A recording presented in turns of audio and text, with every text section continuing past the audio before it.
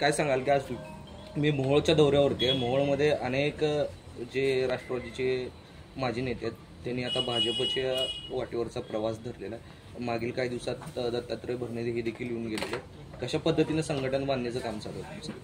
राष्ट्रवादी काँग्रेस पक्षाचे जिल्हा अध्यक्ष माझे सहकारी उमेश पाटील यांनी सेवानिवृत्त शिक्षकांचा आणि आदर्श शिक्षकांचा कार्यक्रम हा नियोजित कार्यक्रम होता. खऱ्या अर्थाने त्या कार्यक्रमासाठी त्यांनी निमंत्रण दिले होते. त्या निमंत्रण स्वीकार करून या कार्यक्रमासाठी मी उपस्थित आहे.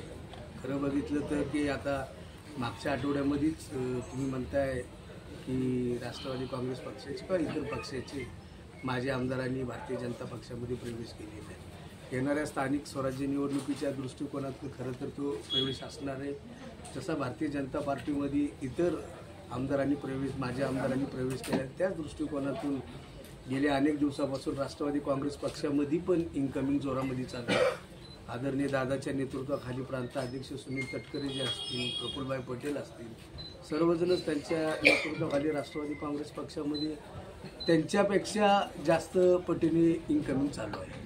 मला हे म्हणायचं आहे की राजन पाटील असं म्हणतात की राष्ट्रवादीत आता शिस्त राहिलेली नाही. मी 35 वर्षापासून राष्ट्रवादीत काम केले, राष्ट्रवादीत शिस्त राहिली नाही. ज्या व्यक्तीनं पक्षाचा आमदार पाडला त्या व्यक्तीला आता पद देण्यात आलेलं आहे. बघा, शेवटी उमेश पाटलांनी काम केलं. उमेश पाटलाच्या नेतृत्वाखाली इतर सत्ता पण सोलापूर जिल्ह्यामध्ये आलेली आणि ह्यापूर्वी त्यांच्याकडे सत्ता होती ना, असं बोलणं उचित असणार नाही. आणि प्रत्येक पक्षामध्ये शिस्त आहे. आदरणीय दादाच्या नेतृत्वाखाली मी तर गेली 20 वर्षापासून काम करतो. आमच्या पिंपरी चिंचवड परिसर असेल, पुणे जिल्ह्यामध्ये पण असेल, अशी पडझड होत राहते. शेवटी पक्षासाठी सर्व कार्यकर्त्यांना पक्ष हा मोठा असतो. पक्ष हा मेन महत्त्वाचा मुद्दा असतो. खरं बघितलं तर आजपर्यंत राष्ट्रवादी काँग्रेस पक्षाने त्यांनाही भरपूर दिलेलं आहे ना. आज भरपूर दिलेला असताना सुद्धा आज परिस्थिती खराब असताना आपण पक्ष सोडणं हे उचित नाही. महायुतीमध्ये कुठंतरी बिघाड होताना दिसतंय. तिकडं पुण्यात रवी धंगेकर हे मुरलीधर मोहोळ यांच्यावरती आक्रमक होत आहेत. अनेक राष्ट्रवादीचे जे आमदार आहेत ते आता भाजपच्या वाटेवरती चाललेले आहेत. कशा पद्धतीचं गणित आहे? अनेक आमदार, माझे आमदार, नगरसेवक हे राष्ट्रवादीमध्ये पण येण्यासाठी इच्छुक आहे. आणि ज्या त्या ठिकाणचा प्रश्न आहे, तुम्ही आता धंगेकरांचा जो प्रश्न विचारलेला आहे तो खरं तर तो पुण्यामधला प्रश्न आहे. स्थानिक लोकांचा तो प्रश्न आहे. महाराष्ट्रामध्ये आदरणीय देवेंद्रजी फडणवीस असतील, आदरणीय एकनाथजी शिंदे असतील, आदरणीय दादाच्या नेतृत्वाखाली आज सरकार चांगल्या पद्धतीने चालू आहे. मध्यंतरीच्या काळामध्ये आपल्या सोलापूर जिल्ह्यामध्ये अतिशय पाऊस झाला. त्या काळातही सरकार शेतकऱ्यांच्या पाठीशी, गरिबांच्या पाठीशी भक्कमपणे उभा राहिला. आणि दादांनी पण या ठिकाणी दौरा केलेला होता. आणि दौरा केल्यानंतर शेतकऱ्यांना भरघोस असं त्यांनी पॅकेज जाहीर केलेले. आणि शेवटी स्थानिक स्वराज्याच्या निवडणुकीच्या दृष्टिकोनातून जर आपण बघितलं तर प्रत्येक पक्षामध्ये कार्यकर्त्यांची जास्त संख्या आहे आणि प्रत्येक कार्यकर्त्याला निवडणुकीच्या दृष्टिकोनातून संधी मिळाली पाहिजे.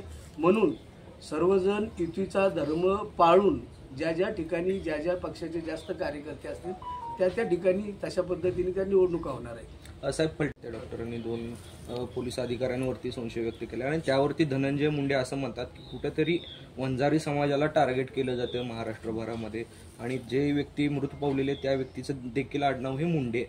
कसं पाहता? समजा जी मृत व्यक्ती डॉक्टर झालेली आणि ज्यांनी हा गुन्हा केलेला आहे ते पोलीस खात्याचे कर्मचारी आहेत. शेवटी शासन त्याचा शोध घेणार आहे आणि जो आरोपी म्हणून ज्यावेळेस दोषी होईल त्याच्यावर कठोर कारवाई करणार आहे. काल मुख्यमंत्र्यांनी पण मला वाटतं जे पोलीस निरीक्षक होते त्यांनाही निलंबित केलेलं आहे.